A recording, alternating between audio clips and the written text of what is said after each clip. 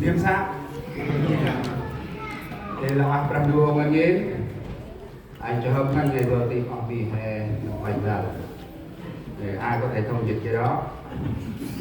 Nhưng hôm sau Chúa cho chúng ta có cơ hội thì hôm nay được gặp mặt. Rất là vui.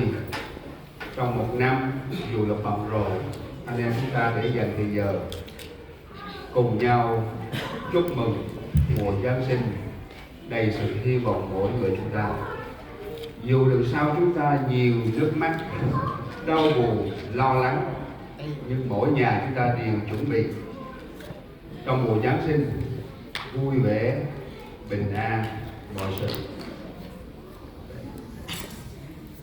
Welcome everyone. Thank you so much for our whole year that God has given us every day to celebrate Christmas.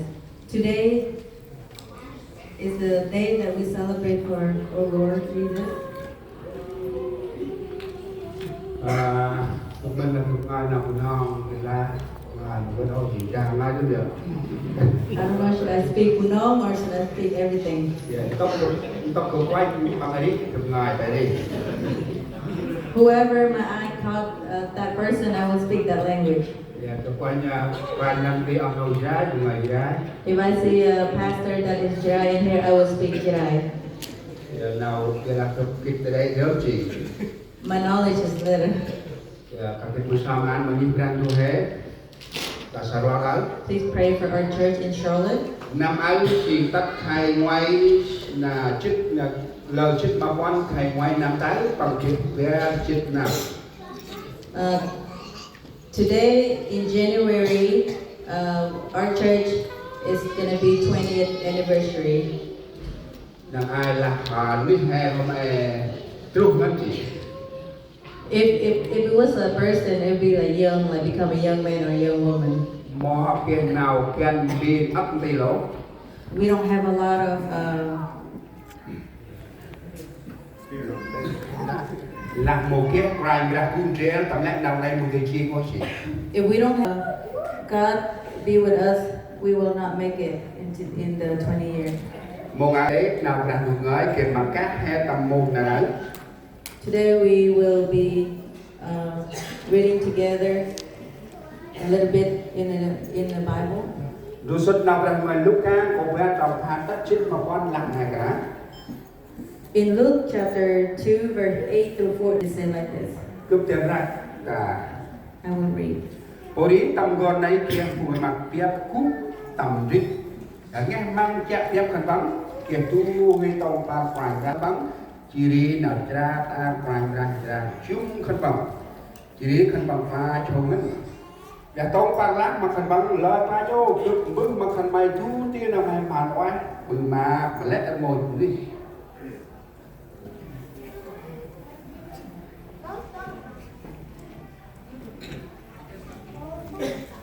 Đó chức mà ngoài các chức mà quan chạy cả đầu. Nà đã tập con David bù chạy chí mà khăn mày tu hên là tập phái chi bạc lý ràng ra. Có áo người nào khăn nào bắn khăn mày là sao tu hề học vi bích ốt mà po cụ bích tầm hiếp từ cào rô. Bắt lát kia hàng mưa nó sẽ cùng tông bạc quái. Tạc tốt lờ trô tầm này mà ràng đú chỉ lạc quái. Tầm này mà ràng đú tầm đọc chút prek lơ anh nạp nạp ban ràng đú. That night, some shepherds were out in the field near Bethlehem watching their sheep.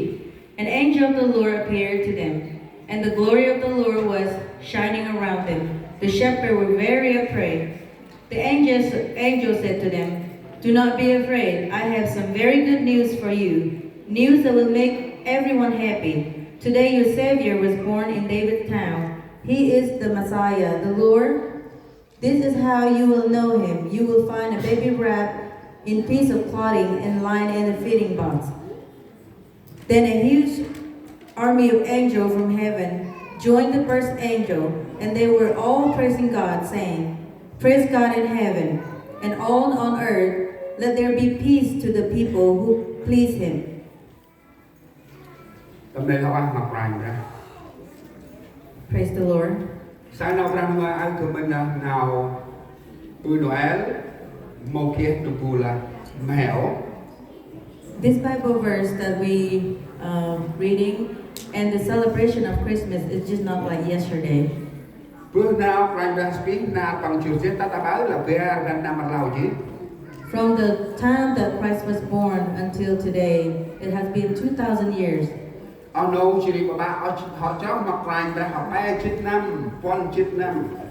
A lot of brothers and sisters in Christ have been born like in Christ for like 30 years, 20 years. Năm ai tầm bé chết năm, bé chết năm đông càng ra càng kít na tụ phù hợp bữa Noel càng ra. Maybe in everybody that 20 to 30 years have been celebrating Christmas. Vậy là tầm nào lẽ hay còn nồng cắt tay. Only today is just to remind ourselves. Nồng buồn đưa xa hèn đúc tay. Just like we put up food. Nằm phụ cây mình đưa xa đấy, chỉ bằng kia nào túc. Cây mình đưa xa này cá lớn, quay lên, thì mình phụ chăm lên. Just to warm it up like we warm our food to taste good. Kia đó tâm mong là ông còn nấu khát ta hãy cho mặc rành ra đừng phụ nào hè nào cho hèn y chí. A lot of us today, when we believe in Christ, it's cold. Phúc trong hai tin là đừng phụ trọng tóc ăn hèn rồi sụt lúc con bé trọng bé xếp thọ lạc chim được. Today, the Bible verse we had read earlier, Luke chapter 2, verse 20. Trong để nào hèn tin là phúc bắn rắp nuôi nâm word pra Giêsu chưa biết. Today, our title will be Prepare Your Heart to Receive the Lord Jesus. Hèn rắp tầm nguyên quân hèn đang ai một đấy ôm nằm rắp. There's a lot of preparation at home. Bà hèn rắp tầm xì Noel. A lot of us prepare Christmas tree, Bà hèn rắp đưa tầm ấn. gift, Bà hèn rắp tông nào chú khol ông nô lục rô mẹ con. and we prepare to visit our families. Ý kia đông tầm đặc xa cướp. And in my family, Ý cướp áp năm cướp môn rắp có xì Noel. in my house, I don't have any Christmas tree. Ý con có ôn cướp lại. And my daughter said, Bước má bư mày môn rắp có xì Noel. Father, why is your house doesn't have a Christmas tree? Cướp kia đó xì Noel tầm đọc ẩn đẹp này. I have a Christmas tree in the Ý garage. bằng sóc ở đi bàn mà cho tầng gớp. I took it out and just put it right there. Ý cướp làm mà bằng đẹp. Lạc ràng hôm quá có xì vẫn em hè đông. And then he said, this tree is no good. And then she buy a new one. Ý bằng làm mà cướp ngược may mốt quanh chạy vũ. And she said to me, do you not look at other people's house? Mày hành ra đó mà phụ trái rạp tại đấy. You go the street, what do you see? Má bư chạy hay một cái xì Noel. Why is our house doesn't have a Christmas tree? Bư cái này quá. It's not good like that. Mà con nấu hay mình. What do you guys think about that? Nào rap để chỉ ngoài hơn. Is that prepared for the Christmas tree? Is it good? Dù mà cướp là rồi. I become lazy. Nên chỉ là vụ qua năm trước ông còn phong cách cái này. That is good to remind. Ý mong anh là ông nào hè thì mình là hè mồ kia nào đau rồi cả chưa bố. I think a lot of us over here not become lazy like me. Rap Noel chỉ hành cho tầm nguyên hương hè bước mà trâu tất mà bật đi áp tam si tầm đấy kia ôi gì thì gì. We prepare the Christmas tree from everything. It have light, it have all the decoration that it need to be needed. Nào rap này qua gì? That is good. Nào rap này mà nhân. That is very joyful. Được hành tầm tộc thành phố ý chí này được sao hành mang còn trăm môn này ôi cha giàu trò mà trò thức qua. I've been around a small town and I see all the Christmas light is so beautiful. Bòn chít mà bòn tết. Small town, big town. Chơi hay chít mà hay chơi hay tết. Small house, big house. Áp kia nào cho rap Noel. They all prepare for Christmas. Vậy là môn ăn. But today, Được bình cát. I want to remind Áp nòm hè. everybody, Rap nuôi nòm. prepare your heart Word primary speak to them. to let God be in your heart. Nói mà là gì? Is it easy or hard? Đặt hẹn đờ tầm đi quỷ. To prepare your heart to the Lord, is it easy or hard? Or it's easier to prepare the Christmas tree? Một cái nào It's not easy. năng ai ba lệnh rap đông. A lot of people have prepared, Vậy là họ đi. but it's cold. ba hòn rap tông A lot of people have prepared. thì ông đâu hay ba lại truyền All the brother and sister have forgotten. mô ngắn na rằng anh hè rap nuôi hầm Today, please prepare your speak chưa tiếng anh hè tai tầm trâu nuôi hầm này